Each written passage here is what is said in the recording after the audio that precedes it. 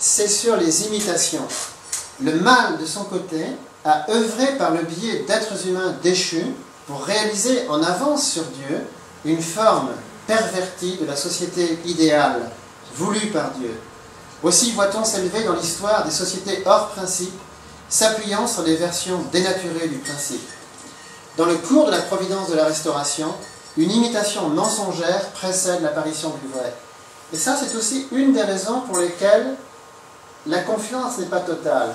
Au XXe siècle, les gens ont été tellement abusés par des régimes totalitaires, des régimes messianiques qui promettaient vraiment un monde merveilleux. Le nazisme a exercé ce pouvoir, le communisme encore plus. Beaucoup de gens auraient donné leur vie plusieurs fois même pour l'avènement du monde communiste, la société sans classe, sans discrimination. Beaucoup ont cru à cela d'une façon quasiment religieuse. Et après avoir vu une telle déception, une telle tromperie, des dizaines de millions de morts, beaucoup de gens deviennent sceptiques et se disent si c'est ça le monde idéal, on préfère rester entre nous. Ça peut expliquer que finalement, après la fin des régimes totalitaires, les gens ont difficilement confiance dans l'avenir.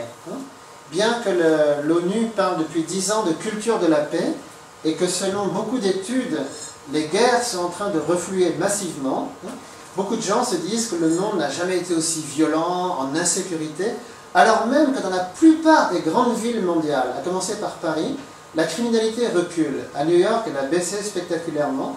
Donc contrairement à ce qu'on pense, nous ne vivons pas dans une société plus violente. Au contraire, la peine de mort est de plus en plus désavouée, les conflits entre nations sont de plus en plus jugés minables, et en fait, les gens attendent des dénouements aux conflits autres que militaires. Malgré cela, il y a cette idée que la société devient de plus en plus violente, ce qui n'est pas du tout justifié par les statistiques. Alors ici, ça va être la partie la plus déroutante peut-être pour certains d'entre vous, je vais parler du complexe de Caïn, du premier meurtre à la réconciliation universelle. Après la chute du mur de Berlin, il y a eu un livre qui a fait un énorme tabac aux États-Unis et dans le monde entier, c'était le livre de Francis Fukuyama. C'est un philosophe qui est disciple de Hegel. Et Fukuyama était convaincu que la chute du mur de Berlin sonne la fin de l'histoire. Il en était convaincu d'une façon incroyable pour un philosophe rationaliste. Donc beaucoup de gens se sont moqués de lui, mais lui, avec une certaine naïveté, il dit « Oui, c'est vraiment la fin de l'histoire. Nous allons vers une société pacifiée. » Bon, ensuite, il y a Samuel Huntington qui l'a remis en place avec le choc des civilisations. Mais dans un sens, on peut saluer l'optimisme de Fukuyama. Il pense que vraiment, le temps est venu de faire des choses positives, que la guerre est derrière nous, que nous allons vraiment vers des choses intéressantes, qu'on va enfin apprendre à faire la paix et que ce sera plus intéressant que la culture de la guerre. Ici, je parlais du livre de Schwimmer, donc vous avez la couverture en anglais. Il n'a pas été traduit en français. Alors, ce qui est très intéressant, c'est que la même année, en 2005, 2 livres ayant le même titre sont parus. The European Dream de Walter Schwimmer et The European Dream de... c'est un auteur américain en fait. Alors tous les deux pensent que le rêve européen pourrait supplanter le rêve américain. Que ce qui se vit en Europe est une utopie qui pourrait inspirer l'ensemble de la planète. Ça peut nous surprendre, nous, Européens, de voir un Américain penser autant de bien de l'Europe. Mais, alors j'ai oublié son nom, mais peut-être tout à l'heure je le retrouverai. Alors, selon les principes de l'unification, ce qui se passe aujourd'hui nous permet... Oui. Si, un peu plus souvent pendant la présentation, vous pouvez juste repriser à chaque fois le lien avec la confiance. Ah oui, oui. Parce qu'on voit un lien indirect, mais parfois on ne voit pas forcément...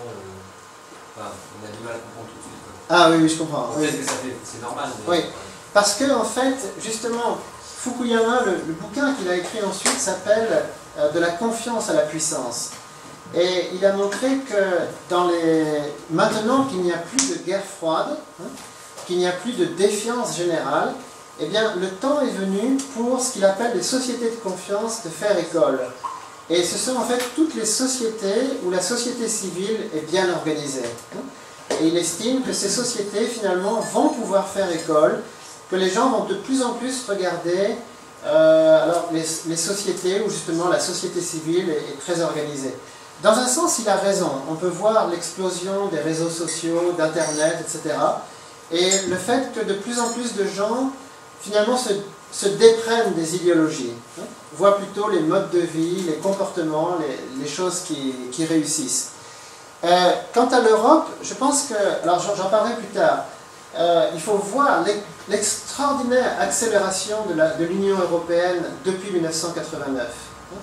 Je vais en parler, mais si vous regardez par exemple l'espace Schengen, la création de l'euro, l'extension de l'Europe, on peut voir que toutes les idées européennes avaient progressé lentement pendant 40 ans, et ensuite il y a une explosion du rêve européen. Même vraiment des rêves incroyables se réalisent beaucoup plus vite qu'on aurait pu imaginer. Alors, la défiance, c'est quelque chose qui a commencé, selon les prédications, au début de l'histoire humaine, dans le Jardin d'Éden. Il y a 30 ans, René Girard avait écrit un livre qui s'appelait « Les choses cachées depuis la fondation du monde ». Et Girard faisait une sorte de psychanalyse de l'histoire humaine en fouillant finalement les secrets de la première famille. Quelles sont les bombes qui ont explosé au début de l'histoire et qui se sont multipliées jusqu'à nos jours. À bien des égards, les problèmes posés dans la famille de Adam, le problème entre Adam, Ève, l'archange, Caïn et Abel, ont ressurgi à la fin des temps. Et c'est le moment aussi où un passage de la Bible, « Deux nations seront ton sein, l'aîné servira le cadet », s'est généralisé au niveau mondial. Je vais y venir. Alors, à la fin du XIXe siècle, alors que la société européenne était de plus en plus confiante dans le progrès, c'était l'explosion du rationalisme, tout le monde pensait que l'avenir était au commerce, à la paix entre les peuples. Enfin, le XIXe siècle finissait dans l'euphorie générale en Europe. On se disait, ça y est, on va tous être amis, on n'a que du bon temps devant nous. C'était l'idéologie du progrès, juste avant la guerre de 14. Mais curieusement, à cette époque, il y a eu une épidémie de peinture sur le thème des premières funérailles. Je ne connais pas d'autres époques de l'histoire où autant de peintres à la fois et de sculpteurs, sans s'être concertés, ont représenté le meurtre d'Abel et la douleur de Adam et Ève enterrant Abel. Je ne connais pas d'autres personnes qui se soient intéressées à ce phénomène à part moi. Et peut-être que je vais faire école. Mais ça m'a vraiment frappé. Un jour, je tapais sur Google « première funérailles » et je me suis aperçu que finalement, il y avait énormément de peintures et de sculptures dans les années 1880. Et je me suis interrogé sur ce phénomène. Je me dis, comment se fait-il que soudain ce thème se soit généralisé? Ici, c'est sans doute l'une des plus belles sculptures, ça se trouve à Lyon. Et c'est un certain Barias. Et on voit finalement le premier couple qui enterre Abel. Et le gros plan sur la relation entre Ève et son fils est particulièrement poignant.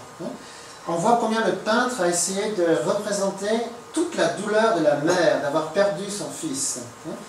L'attitude de Adam est très curieuse. On a l'impression qu'il est abasourdi par ce qui s'est passé. Il a l'air d'être vraiment figé, complètement impassible devant cette situation. Alors ici vous avez une peinture très pompier de William Bouguereau, le même thème, le premier deuil, une sculpture d'un Danois, Adam, Ève et le corps d'Abel. Ici donc le premier deuil de Théodore Chasserino. Là il n'y a pas Abel, on voit Adam qui réconforte sa femme. Et ça, je n'ai pas retrouvé le peintre qui l'a fait. C'est toujours le même thème. Et finalement, c'est comme si ces peintres et ces sculpteurs avaient entrevu les grands massacres du XXe siècle. Les boucheries qui allaient se déclencher, alors même que la confiance semblait régner. Et pour revenir à ce que j'en parlais tout à l'heure, ce qui est très curieux, c'est que la guerre mondiale a éclaté chez des gens très civilisés, qui se lisaient les uns les autres. Les Français lisaient les philosophes et les poètes allemands. Tout le monde était cosmopolite en Europe. Jamais on n'aurait imaginé de telles boucheries entre voisins. Finalement, on s'aperçoit que la défiance n'est jamais aussi dangereuse qu'entre peuples très proches. presque dans le même sein maternel, hein, dans le même moule. Et c'est ça qui est terrifiant, mais c'est ça aussi qui va nous donner espoir. Hein. Plus nous investissons dans les relations proches, hein, dans les relations vraiment intimes dans notre famille, plus nous allons contribuer à rendre le monde meilleur. Hein. Justement, c'est le philosophe allemand Sloterdijk. C'est intéressant parce qu'il se sent citoyen mondial, en même temps il dit « j'ai pas trop de relations avec mes voisins hein. ». Je suis vraiment pas très intime avec les gens autour de moi. Ici, à Culture Épée, on essaye de commencer vraiment par petits groupes et nous avons confiance que ça va porter les fruits au-delà. Alors, j'ai pas le temps de revenir sur tous les détails entre Adam et Ève et Caïn et Abel. Vous pouvez d'ailleurs le prendre dans tous les sens que vous voulez, soit littéral, soit symbolique. Pour beaucoup de théologiens, il y a une connotation sexuelle dans la chute. L'histoire du fruit entre Adam, Ève et le serpent est plein de connotations sexuelles. Selon les principes de l'unification, l'histoire humaine a commencé avec un adultère entre Ève et l'être qui est appelé le serpent dans la Bible, qui est en fait un ange, suivi d'un acte d'amour immature entre Ève et celui qui devait être son mari. C'est le secret enfoui. Dans la psychanalyse freudienne, vous avez une histoire où le fils veut coucher avec sa mère et tuer son père. Mais ce que propose la Bible est différent. C'est qu'un domestique est jaloux en fait de celui qui doit être le mari et prend son épouse. Et à la deuxième génération, l'aîné veut tuer le cadet. C'est l'histoire horrible qui est racontée dans la Bible, mais qui est racontée en termes tellement symboliques que c'est difficile à comprendre. Pourtant, toute la Bible montre le travail de Dieu de déposséder les aînés, Caïn, au profit des cadets. Et c'est la mère qui doit s'en charger. Pourquoi? Parce que Ève a préféré l'aîné, entre guillemets, l'archange qui était là auparavant, à Adam qui a été créé ensuite. Dans le Talmud, il y a une phrase très remarquable. À l'époque, le rusé serpent se dit en son cœur, « Puisque je ne suis pas capable d'entraîner Adam dans la chute, j'irai vers Ève et la ferai chuter. » Il alla, s'assit à ses côtés et parla beaucoup avec elle. Que projetait alors le rusé serpent? Il se dit, « Je taillerai Adam en pièces, j'épouserai sa femme et je serai le roi du monde et je jouirai des plaisirs royaux. » Sur les principifications, le problème fondamental de l'archange était la méfiance. Il ne croyait pas avoir sa place dans un monde où Dieu avait finalement créé Adam et Ève. Selon beaucoup de traditions, Lucifer était très proche de Dieu, jusqu'à la création d'Adam et Ève. Il n'y avait pas l'ombre d'un doute entre lui et son créateur. Mais ce même Lucifer, qui était proche de Dieu, n'a pas eu confiance de trouver sa place dans le monde où Dieu avait créé Adam et Ève. Et c'est ça l'origine, en fait, de la guerre. Plus tard, Caïn a essayé de présenter une offrande à Dieu qui a été refusée. Et il n'a pas eu confiance de pouvoir passer par son frère Abel, dont l'offrande avait été acceptée. Alors, selon les principes de l'unification, Caïn n'est pas un maudit, ce n'est pas un méchant, ce n'est pas quelqu'un qui doit être puni à tout prix. C'est quelqu'un qui a été dérouté, qui, après avoir vu Dieu agréer l'offrande d'Abel, n'a pas eu confiance que lui aussi pouvait le faire. Il a essayé de trouver son propre chemin. Et c'est l'origine de beaucoup d'impostures. C'est-à-dire, finalement, Caïn, s'il n'accepte pas de passer par Abel, va inventer tout un système de justification qui s'écroulera. Il va vouloir à tout prix se faire reconnaître de Dieu et des autres, mais par une voie qui est mensongère, de plus en plus mensongère. Donc en réalité, selon les principes d'unification, Caïn a un chemin. Il lui faut renoncer à la part du mal qui est en lui, s'unir à son frère.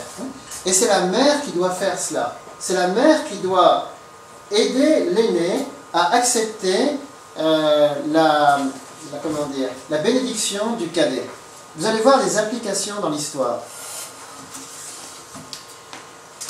Après la Première Guerre mondiale, il y a eu, après ces 10 millions de morts, cette guerre civile au niveau continental, il y a eu une certaine extension du domaine de la confiance. les gens étaient tellement lassés de cette guerre que finalement